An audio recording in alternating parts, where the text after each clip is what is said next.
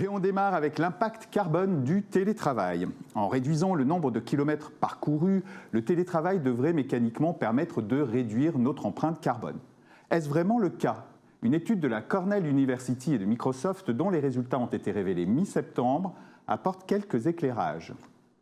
Et d'après l'étude, oui, le télétravail hybride est bon pour la planète, mais tout dépend de son intensité. Un jour de télétravail par semaine n'apporterait ainsi aucun impact positif.